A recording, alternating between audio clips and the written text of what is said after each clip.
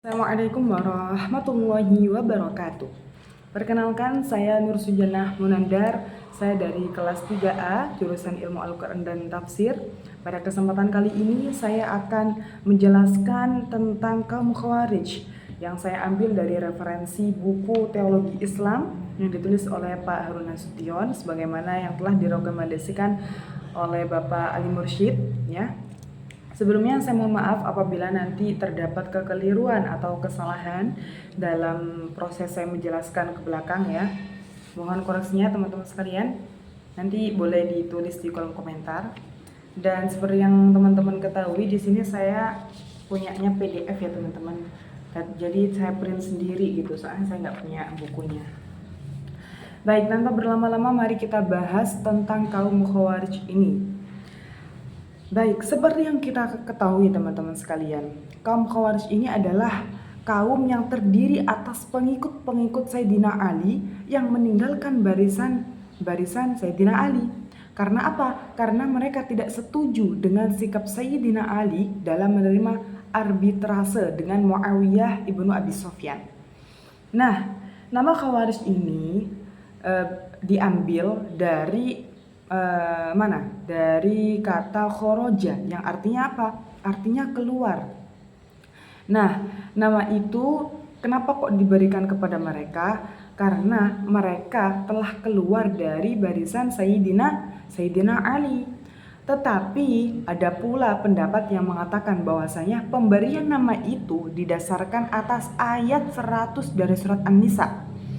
Nah, yang di dalamnya itu disebutkan keluar dari rumah lari kepada Allah dan Rasulnya. Jadi kaum Khawarij ini mereka keluar dari barisan Sayyidina Ali dan mereka kembali ke Allah dan Rasulnya, seperti itu. Gak lagi ngikutin Sayyidina Ali, teman-teman. Kemudian di mana kaum Khawarij ini memandang diri mereka sebagai orang yang meninggalkan rumah dari kampung halamannya untuk mengabdikan diri kepada Allah dan Rasulnya.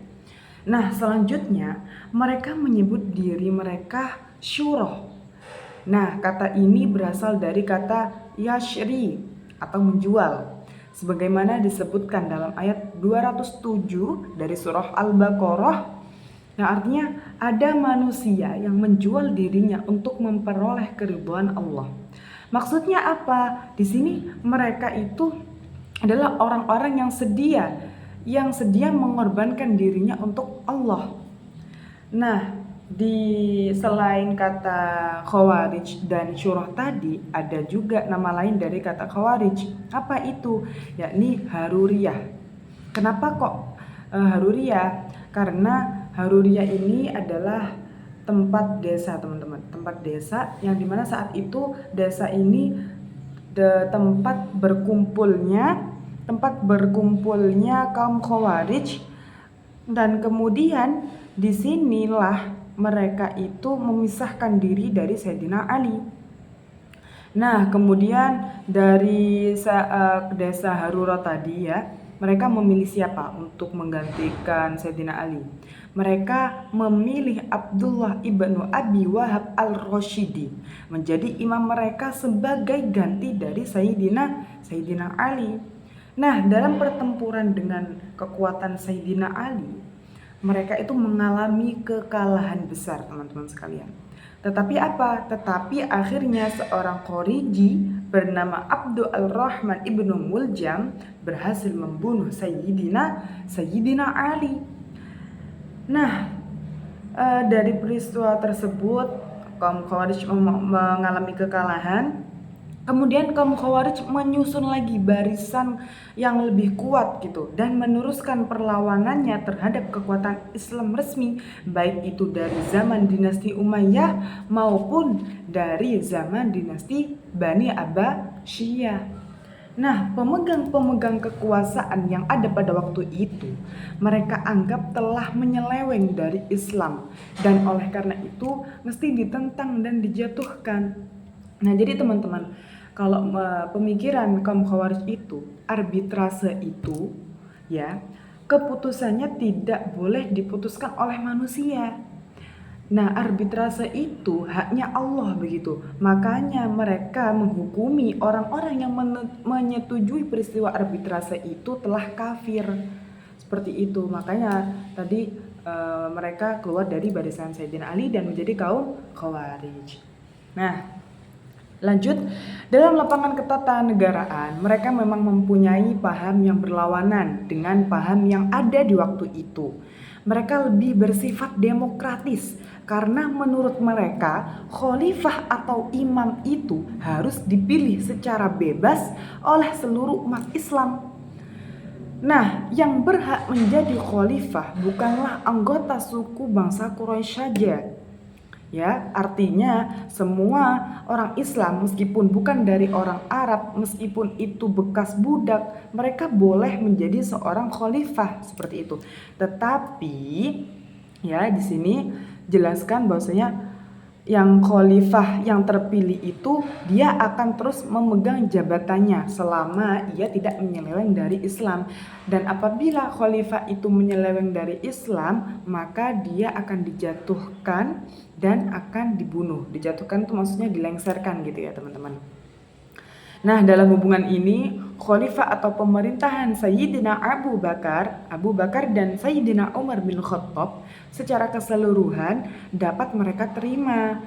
Karena apa? Karena kedua khalifah ini diangkat dan bahwa keduanya tidak menyeleweng dari ajaran-ajaran Islam. Jadi mereka akui gitu bahwasanya mereka pemimpin yang baik, khalifah yang baik seperti itu. Tetapi berbeda dengan Sayyidina Utsman, Khalifah Sayyidina Utsman. Mereka menganggap Sayyidina Utsman ini telah menyeleweng mulai dari tahun ke-7 dari masa kekhalifahannya. Dan begitu pula dengan Sayyidina Ali. Mereka juga menganggap bahwa Sayyidina Ali ini menyeleweng juga setelah tadi peristiwa arbitrase seperti itu teman-teman.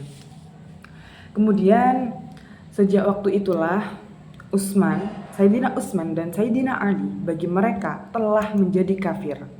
Ya, seperti yang saya jelaskan tadi, kenapa kok kaum Khawarij ini menganggap mereka kafir ya karena peristiwa arbitrase tadi ya. Mereka memiliki pemahaman yang beda seperti itu. Demikian pula dengan halnya Muawiyah, Amr bin As dan Abu Musa al-Ash'ari, di mana kedua orang ini adalah perwakilan dari masing-masing kedua kubu dari Sayyidina Muawiyah dan Sayyidina Ali.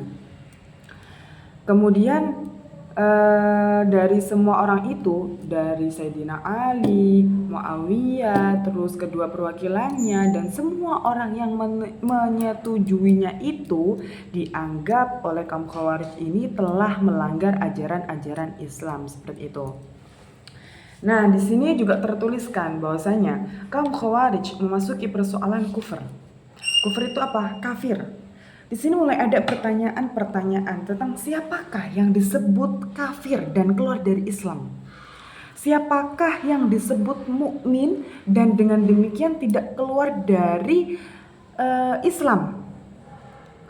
Persoalan-persoalan seperti ini teman-teman bukan lagi merupakan persoalan politik, tapi persoalan teologi, di mana dari setiap persoalan tersebut muncul perbedaan pendapat gitu kan, tentang siapa sih yang sebenarnya masih Islam dan siapa yang telah keluar dari Islam dan menjadi kafir, serta soal-soal yang bersangkut paut dengan hal teologi ini ya, tidak selama-lamanya.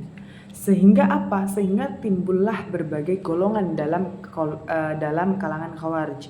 Nah, jadi tadi kan ini ada timbul pertanyaan kan.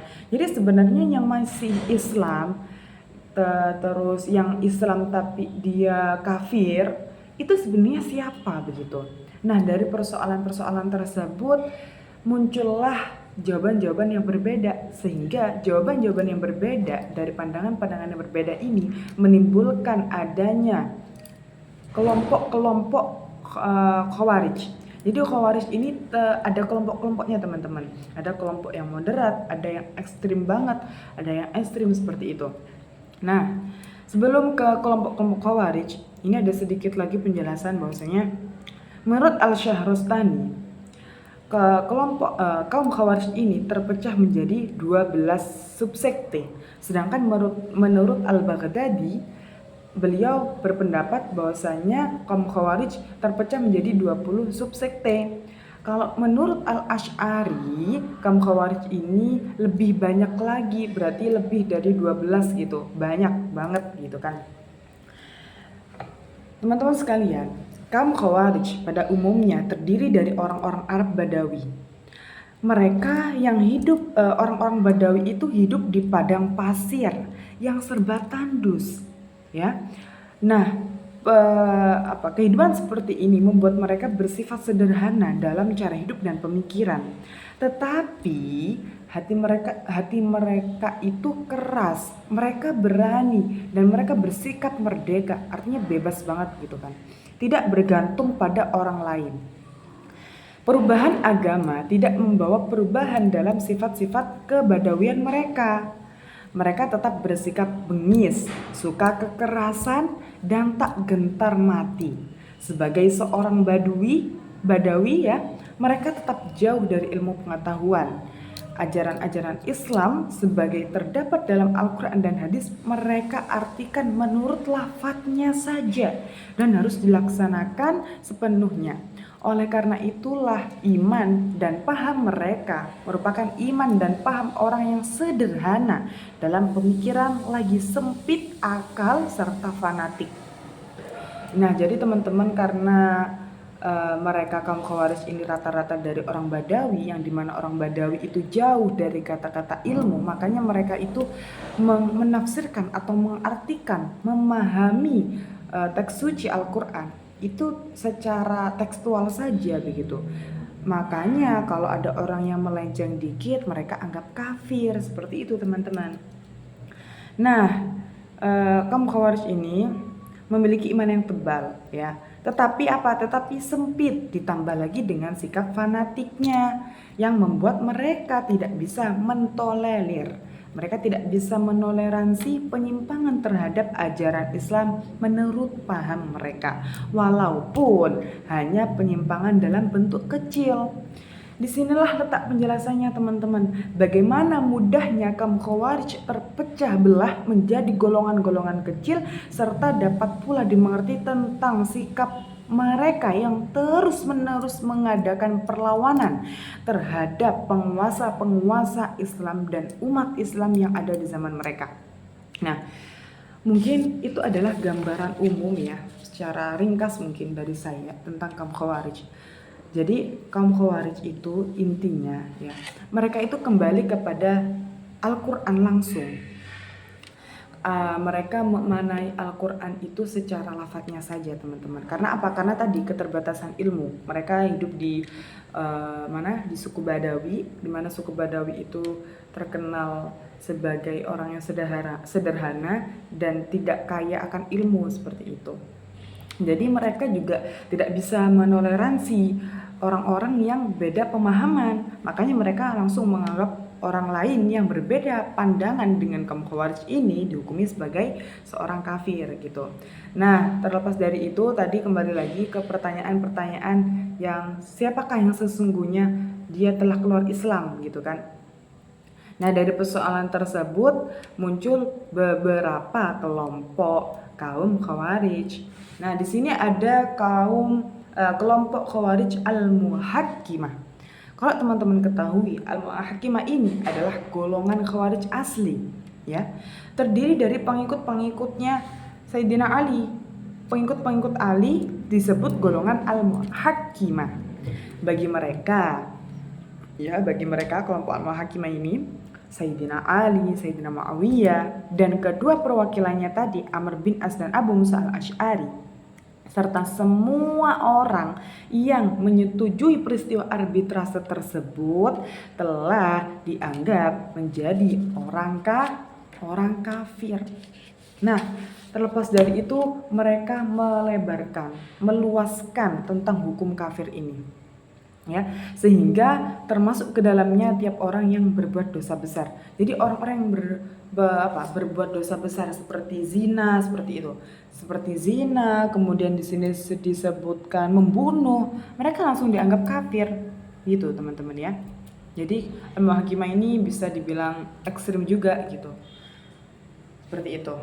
Nah kalau misalkan kaum Sunni kayak kita gini kan, apa ya, orang yang zina, orang yang membunuh itu mereka tetap masuk Islam gitu, tetap dalam ranah Islam, tapi kan kita nggak apa mengklaim bahwasanya dia kafir gitu. Tapi kalau al-muhakimah ini teman-teman, mereka itu menganggap bahwasanya orang-orang yang pelaku zina, orang-orang pelaku pembunuh, ataupun yang dari barisan Sayyidina Ali tadi menyetujui peristiwa arbitrase, mereka adalah orang kafir yang wajib diperangi, seperti itu.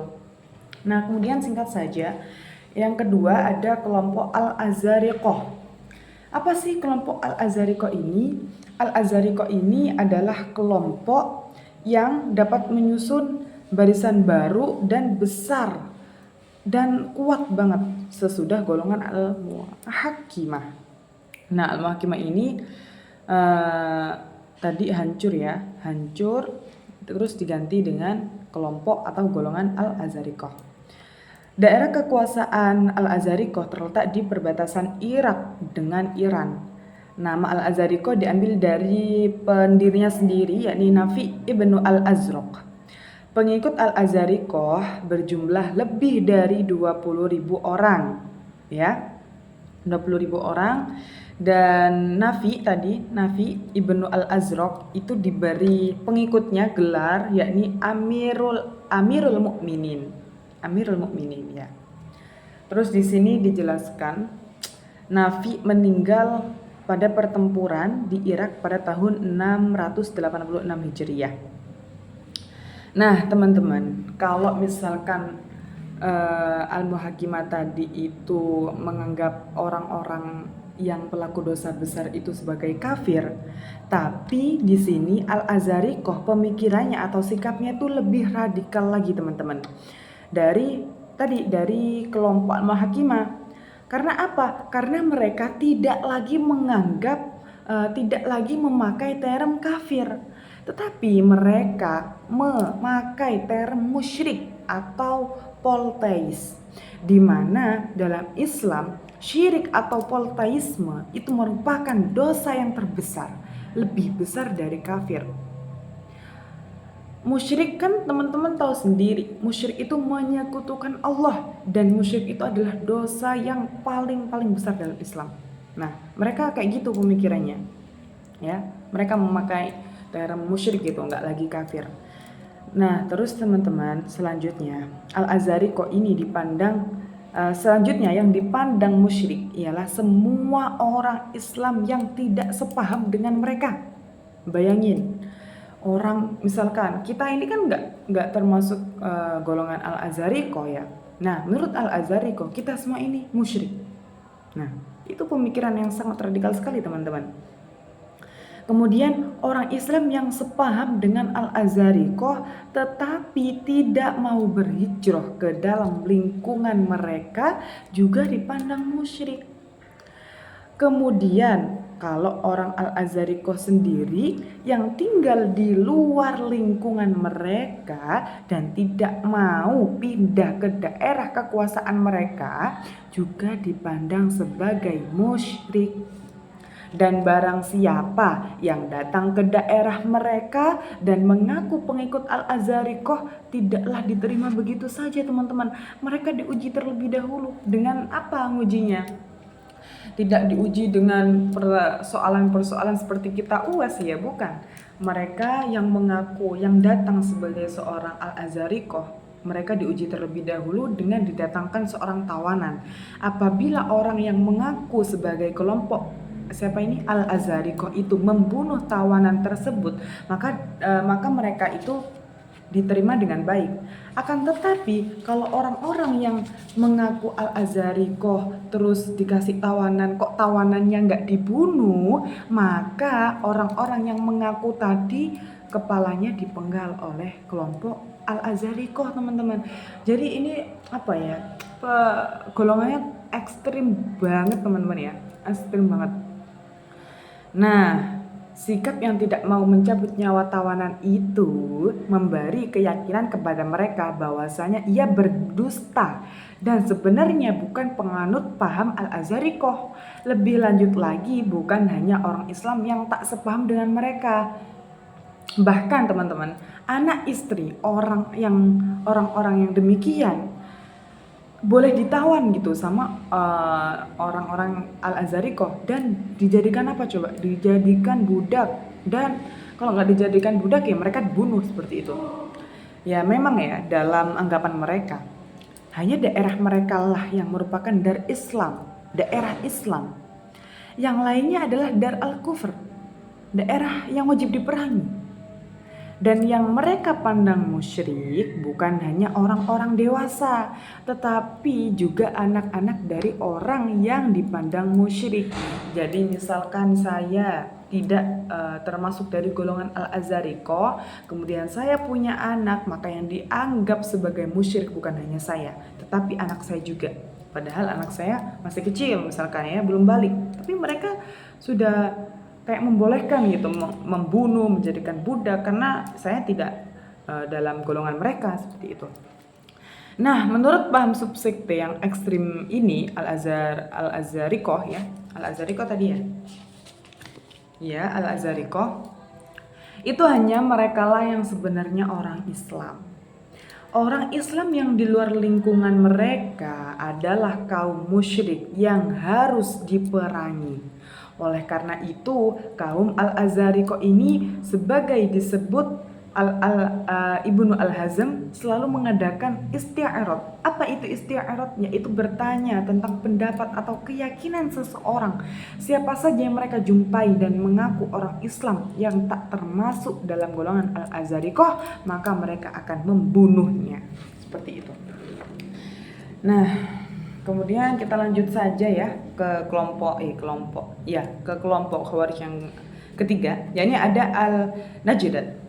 Al-Ajnad ini teman-teman adalah pengennya dulu itu bergabung dengan apa di sini? Bergabung dengan golongan Al-Azharikoh. Nah, tapi kok kenapa nggak jadi bergabung? Karena di akhir-akhir itu ada timbul perpecahan. Sebagian dari pengikut Nafi tadi ya, Nafi pendiri Al-Azharikoh seperti Abu Fudai, Rashid Al-Ta'wil, dan Atiyah Al-Hanafi tidak dapat menyetujui paham bahwa orang Azraqi yang tak mau berhijrah ke dalam lingkungannya Al-Azharikoh adalah musyrik. Demikian pula mereka tak setuju dengan pendapat tentang boleh dan halalnya dibunuh anak istri orang-orang Islam yang tak sepaham dengan mereka. Ya. Jadi Al-Najdat ini didirikan oleh Najna Ibnu Amir Al-Hanafi, beliau dari Yamamah. Awalnya mereka ingin bergabung dengan tadi kelompok Al-Azharikoh, tapi ada timbul perpecahan di akhir teman-teman.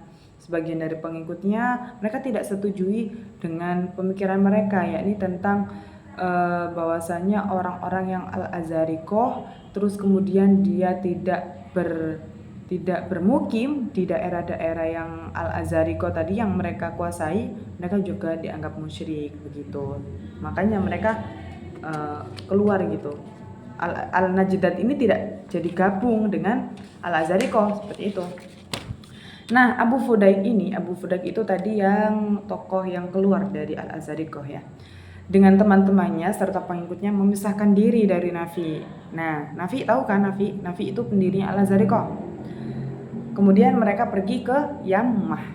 Di sini mereka dapat menarik Najdah selaku pendiri Najdah sendiri ke pihak mereka dalam pertikaian paham dengan Nafi'. Sehingga Najdah dengan pengikut-pengikutnya membatalkan rencana untuk berhijrah ke dalam kekuasaan Al-Azharikoh. Najdah ini teman-teman berlainan dengan kedua kelompok yang sudah saya jelaskan tadi.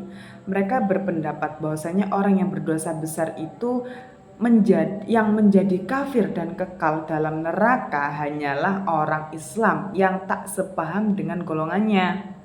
Nah, Bagaimana dengan golongannya kalau misalkan mereka melakukan dosa besar? Nah, golongan al-najidah kalau misalkan kalau mereka melakukan dosa besar, mereka itu ya masuk neraka, tapi nanti ujung-ujungnya juga dimasukkan oleh Allah Subhanahu wa taala ke dalam surga seperti itu. Dosa kecil menurut al-najidah ini akan menjadi dosa besar kalau dosa kecil ini dilakukan secara terus-menerus dan yang mengerjakannya sendiri dihukumi sebagai musyrik seperti itu. Seterusnya ia berpendapat bahwasanya yang diwajibkan bagi tiap-tiap muslim ialah mengetahui Allah dan Rasulnya, mengetahui haram membunuh orang Islam dan percaya bahwa pada seluruh apa yang diwahyukan oleh Allah kepada Rasulnya. Nah, yang dimaksud ini adalah golongan mereka teman-teman, golongan para pengikut najidah. Dalam hal-hal lain selain dari yang tadi ya, orang Islam tidak diwajibkan mengetahuinya. Kalau ia mengerjakan sesuatu yang haram dengan tidak tahu bahwa hal itu haram, maka itu dapat dimaafkan. Dalam hal ini mereka sebenarnya sebentar. Sudah ya, seperti itu. Kemudian pengikut najidah ini teman-teman setuju dengan pendapat dan ajaran-ajaran di atas. Terutama paham bahwasanya dosa besar itu tidak membuat pengikutnya menjadi kafir dan bahwa dosa kecil bisa menjadi dosa besar. Perpecahan di kalangan mereka kelihatannya ditimbulkan oleh pembagian ghanimah. Apa itu ghanimah? Yakni harta rampasan perang. Dan sikap lunak yang diambil Najidah terhadap Khalifah Abdul Malik ibnu Marwan dari dinasti Bani Umayyah. Dalam salah satu serangan yang dipimpin oleh anak Najidah sendiri, mereka memperoleh harta dan tawanan.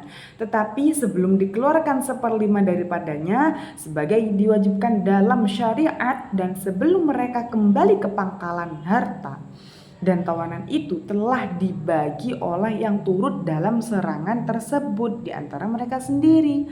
Selanjutnya, dalam serangan terhadap kota Madinah, mereka dapat menawan seorang perempuan yang diminta kembali oleh Abdul Malik. Nah, permintaan Abdul Malik ini disetujui oleh Najidah begitu. Yang dimana dari persetujuan yang diberikan Najidah ya tadi untuk mengembalikan perempuan tawanan perempuan ke Sayyidina Ibnu Malik tadi itu tidak disetujui pengikutnya gitu karena Abdul Malik itu apa coba? Karena Abdul Malik itu menurut pengikut-pengikut Najidah mereka itu Abdul Malik itu musuh bagi mereka. Kemudian dalam perpecahan ini ya Abu Fudaik tadi, Rashid At-Ta'wil dan Atiyah Al-Hanifah mereka memisahkan diri dari golongan An-Najidah. Kalau Atiyah teman-teman, kalau Atiyah ini mengasihkan diri kemana? Ke Sajistan di Iran. Sedangkan Abu Fudaik dan Rashid mereka mengadakan perlawanan terhadap Najidah. Akhirnya di sini Najidah dapat mereka tangkap dan mereka memenggal leher Najidah dan akhirnya Najidah wafat. Inna lillahi wa inna ilaihi raji'un. Kemudian kurang 3 lagi teman-teman. Dapat dipahaminya semuanya ya semoganya. Baik, selanjutnya ada Al-Ajaridah.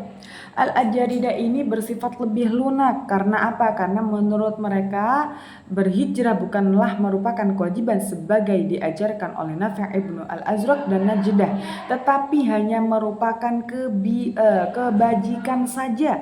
Dengan demikian kaum Al-Ajaridah ini boleh tinggal di luar daerah kekuasaan mereka dengan tidak dianggap menjadi kafir seperti itu. Kemudian mereka juga berpendapat bahwasanya anak kecil tidak bersalah dan tidak musyrik menurut orang tuanya.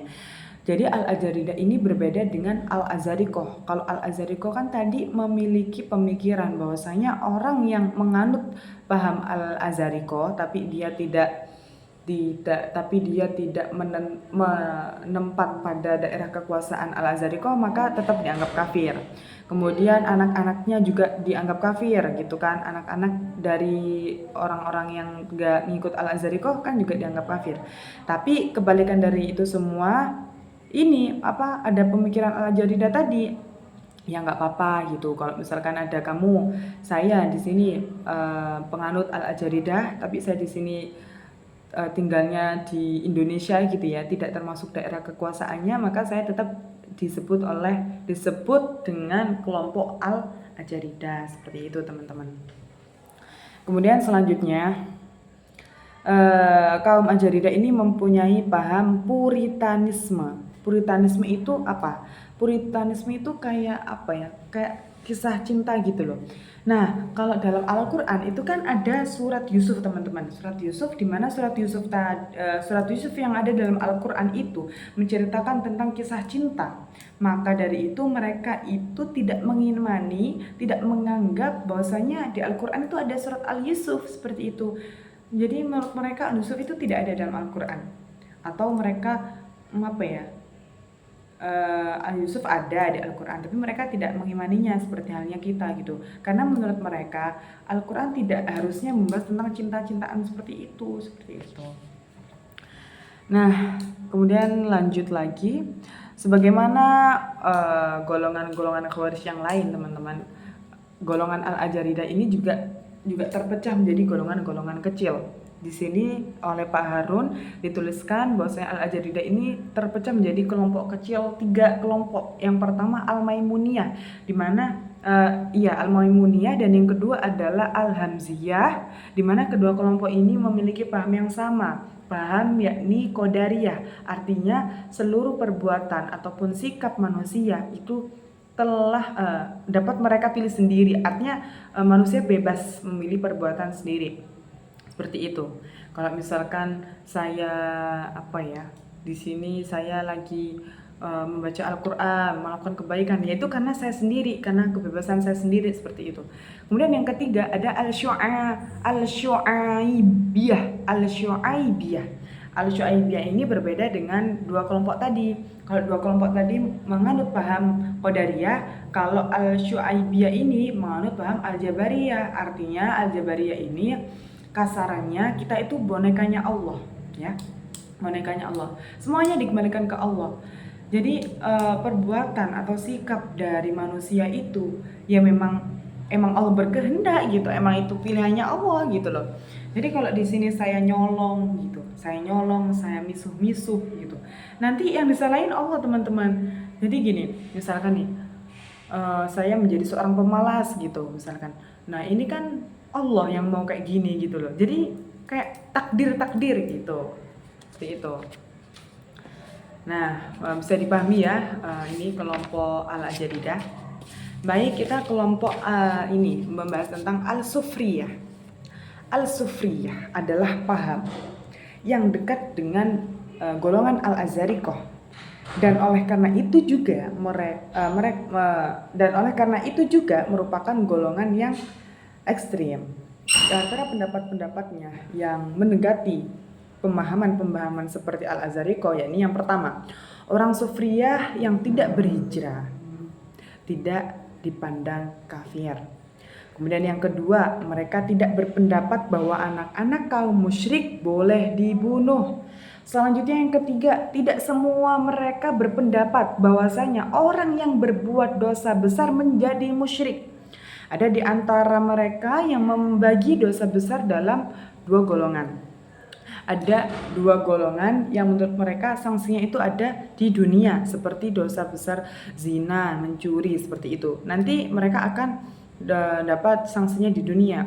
Dan ada juga dosa yang sanksinya hanya ada di akhirat, seperti kalau kita nggak melaksanakan sholat, seperti kita kalau nggak taat kepada Allah, membangkang, seperti itu. Kemudian yang keempat, yang D, daerah golongan Islam yang tak sepaham dengan mereka bukan darhar. Artinya bukan daerah-daerah yang wajib diperangi, kecuali yaitu daerah maaf teman-teman. Yang keempat, daerah golongan Islam yang tak sepaham dengan mereka bukan darhar, yaitu daerah yang harus diperangi. Yang diperangi hanyalah ma'askar kalau menurut mereka ya, atau kamp pemerintah. Ya, kamp pemerintah, tapi anak-anak dan perempuan tidak boleh dijadikan tawanan. Yang kelima, Kufur atau kafir menurut Al-Sufriyah dibagi menjadi dua. Apa itu? Kufur dengan nikmat Allah yang biasanya disebut sebagai kufur bil ingkar al-ni'mah, dan kufur atau mengingkari Tuhan atau yang biasa disebut dengan kufur bi ingkar al-rububiyah. Dengan demikian term kafir tidak selamanya harus berarti keluar dari Islam, seperti itu. Di samping keempat yang sudah saya jelaskan tadi, juga ada pendapat-pendapat yang spesifik bagi mereka. Apa itu? Yang pertama, beristiwa takiyah. Apa itu takiyah? Takiyah itu tadi ya, takiyah itu dilarangnya orang-orang mengucapkan kata-kata, apa ya, intinya itu merahasiakan keyakinan. Jadi kalau misalkan saya Islam dan saya takiyah, berarti saya itu tidak boleh berkata-kata dan tidak boleh berbuat yang menunjukkan bahwasanya saya orang Islam, seperti itu. Tapi saya orang Islam, gitu teman-teman. Paham nggak? Insya Allah paham ya. Nah gitu. Kalau takiyah itu hanya boleh dalam bentuk perkataan dan tidak dalam bentuk perbuatan. Nah, tadi saya menjelaskan kurang berarti ya. Takiyah itu ada dalam golongan ini teman-teman. Dalam golongan siapa sih ini? Al-Najdat ya. Jadi saya singgung lagi sedikit. Al-Najdat itu tadi ini mengikuti apa sih namanya? Pencetus pembawa paham takiyah ya. Takiyah tadi yang seperti saya bilang menyembunyikan apa? Menyembunyikan keyakinan diri sendiri. Seperti itu. Nah, baik. Selanjutnya yakni al-ibadiyah. Sebentar. Kembali lagi ke al-sufriyah ya. Al-sufriyah. Kalau al-najdah tidak boleh kan, kalau misal apa sih? Kalau takiyah itu kan menyembunyikan keyakinan, baik itu dari sikap, perbuatan, ataupun kata-kata. Jadi kita nggak boleh bersikap atau melontarkan kata-kata yang mencerminkan bahwasanya diri kita itu Islam, tidak boleh. Itu kalau di An-Najdah. Tetapi berbeda dengan Al-Sufriyah. Al-Sufriyah juga tidak boleh juga menganut paham takiyah, tapi mereka itu membolehkan takiyah dengan bentuk perkataan saja. Jadi perkataannya boleh, tapi perbuatannya jangan, gitu ya. Kemudian di sini perempuan Islam boleh kawin dengan lelaki kafir di daerah bukan Islam. Itu pendapat spesifik ya dari Al-Sufriyah. Dan yang terakhir ada al-ibadiyah teman-teman. Al-ibadiyah. Apa itu golongan al-ibadiyah? Golongan al-ibadiyah atau golongan yang terakhir di sini menurut Pak Harun Nasution adalah golongan yang paling moderat teman-teman ya. Paling moderat, tengah-tengah, nggak ekstrim banget. Nah, al-ibadiyah ini diambil dari nama pendirinya yakni Abdullah ibnu Ibad yang pada tahun 680 nama Masehi. Memisahkan diri dari golongan Al-Azarikoh ya. Jadi Al-Ibadiyah ini dibangun oleh Abdullah bin Ibad yang pada tahun 686 Masehi beliau memisahkan diri dari golongan Al-Azarikoh. Golongan Al-Azarikoh itu tadi yang golongan ekstrim banget itu, yang saling bunuh-membunuh ya. Mohon maaf kamera saya jatuh. Nah, berikut saya akan bacakan langsung ya pemahaman al-ibadiyah ini. Baik, paham moderat mereka dapat dilihat dari ajaran-ajarannya. Yang pertama, orang Islam yang tak sepaham dengan mereka bukanlah mukmin dan bukanlah musyrik, tetapi kafir. Dengan orang Islam yang demikian boleh diadakan hubungan perkawinan dan hubungan warisan, dan syahadat orang-orang tersebut dapat diterima, dan membunuh mereka adalah haram. Nah, ini letak moderatnya ya teman-teman. Kemudian yang kedua, daerah orang Islam yang tak sepaham dengan mereka kecuali kamp pemerintah merupakan dar tauhid, daerah orang yang mengesahkan Tuhan dan tidak boleh diperangi. Yang merupakan dar kufur, yaitu yang harus diperangi hanyalah kampnya pemerintah atau yang disebut ma'askar pemerintah. Kemudian yang ketiga adalah orang Islam yang berbuat dosa besar adalah muwahhid yang mengesahkan Tuhan, tapi bukan mukmin dan bukan kafir al-millah, yaitu kafir agama. Dengan kata lain, mengerjakan dosa besar tidak membuat orang itu keluar dari Islam. Kemudian yang terakhir, yang boleh dirampas dalam perang itu hanyalah kuda dan senjata. Emas dan perak harus dikembalikan kepada orang empunya, ya, kepada orang yang punya. Tidaklah mengherankan kalau paham moderat seperti ini digambarkan di atas itu membuat Abdullah ibnu Ibad tidak mau turut dengan golongan Al-Azariqah dalam melawan pemerintahan dinasti Bani Umayyah. Bahkan ini Abdullah ibnu Ibad itu melawan mempunyai hubungan yang baik dengan Khalifah Abdul Malik bin Marwan. Demikian pula halnya dengan Jabir ibnu Zaid al-Azdi, pemimpin Al-Ibadiyah sesudah Ibnu Ibad yang mempunyai hubungan baik dengan Al-Hajjaj. Pada waktu yang tersebut, akhir ini dengan kerasnya memerangi golongan-golongan Khawarij yang berpaham dan bersikap ekstrim. Oleh karena itu teman-teman, jika golongan Khawarij lainnya telah hilang dan hanya tinggal sejarahnya saja, maka golongan Al-Ibadiyah sampai saat ini masih ada, ya, masih ada sampai sekarang. Di mana letaknya? Terdapat di Zanzibar, Afrika Utara, Oman, dan Arabia Selatan. Dan adapun kalau golongan-golongan atau kelompok-kelompok Khawarij yang ekstrim dan radikal, sungguh pun mereka itu sebagai golongan yang telah hilang dalam sejarah, ya. Ajaran-ajaran ekstrim mereka masih mempunyai pengaruh walaupun tidak banyak dalam masyarakat Islam sekarang. Jadi makanya ya teman-teman, kalau misalkan umat Islam itu banyak banget gitu aliran-alirannya dan pendapat-pendapatannya, pemahaman-pemahamannya banyak banget ya, karena tadi itu pokoknya kaum Islam terpecah belah itu karena tadi peristiwa Sayyidina Ali bin Abi Thalib itu, Khalifah Sayyidina Ali bin Abi Thalib. Muncul kelompok Khawarij, Syiah, terus kemudian dari kelompok-kelompok itu juga ada kelompok-kelompok lainnya yang terpecah gitu kan. Kita semua umat Islam memiliki perbedaan di setiap pemahaman, seperti pemahaman tentang menanggapi persoalan-persoalan teologi, ketuhanan, kemudian ini penyebutan orang kafir atau tidak, seperti itu.